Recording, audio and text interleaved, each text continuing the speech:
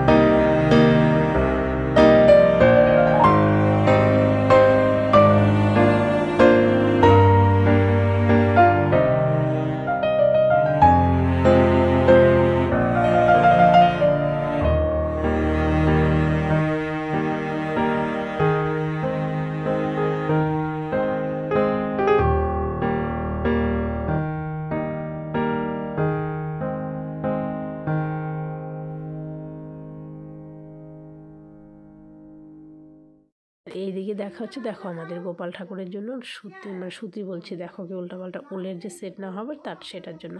তো আমাদের গোপালটা অনেকটাই বড়, 8 কিলো ওজন, তো মোটামুটি ভালো একটা বড় সাইজের। তো তার জন্য তো জামাটা একটু ভালো দেখে কিনতে হয়, বড় সড়ো দেখে কিনতে হয়, অনেক খোঁজাখুঁজিও করতে হয়, কারণ পাওয়া যায় না সব দোকানে। আর এই যে পুপুনকে নিয়ে মানে কি বলবো, ও তো গাড়ি নিয়ে পুরো নাজেহাল অবস্থা করে দিচ্ছে, মানে যে একটা করে গাড়ি কিনছে, 1 ঘন্টা করে থাকছে, তারপর আরেকটা করে গাড়ি কিনছে, মানে এরকম পরিস্থিতি। আর এই যে এখানে বসেও গাড়ি চালাচ্ছে, এই গাড়িটা কিনে এতটুকু টাইম এখানে আছে। তারপর এখানে দেখা হচ্ছে পদ্ম, সেটা হচ্ছে গোপাল ঠাকুরকে এখানে বসানো হবে স্নান টান করিয়ে। তো তার জন্যই পদ্মটা নেওয়া হচ্ছে, বেশ ভালোই লাগে দেখতে। পুপুন এখানে বসে গাড়ি চালাচ্ছে আর আমরা দেখাশোনা করছি। তার মধ্যে আমার নজরটা তো ওর দিকেই বেশিরভাগ থাকবে বলো। তারপরে এই যে লাভ, কার না ভালো লাগে বলো, ভালো কেনা বাসে। তো আমার তো খুবই ভালো লাগে, এটা আমি নিয়েছি, সাজিয়ে রাখবো খাটে। তো দারুণ লাগে এই জিনিসটা, আমার অনেক দিন থেকে ভাবছি কিনবো, কিন্তু কিনি না। তো আজকে বললাম ঠিক আছে কিনে নেই না। তো দেখতে থাকো বন্ধুরা।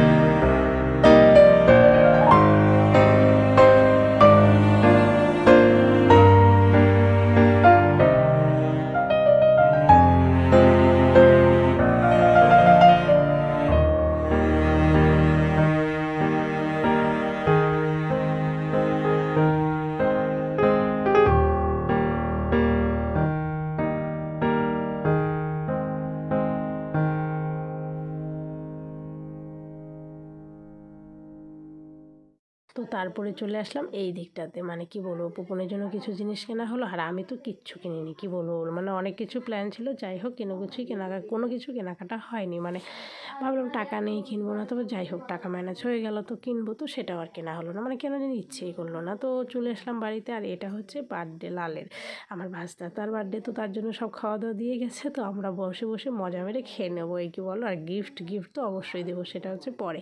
তো এখন তো আগে খেয়ে নেই বলো। তো মেলা থেকে এসেই দেখো গরম গরম ফুলকো ফুলকো লুচি, পায়েস আর ছোলার ডাল, কি দারুণ না? তো এদিকে আমরা খেয়ে দিয়ে শুয়ে পড়েছি। এটাই হচ্ছে আজকের লাস্ট। তো বন্ধুরা ভালো থেকো, সুস্থ থেকো, কাল আবার আসছে একটা নতুন ব্লগ নিয়ে, সাথে থেকো।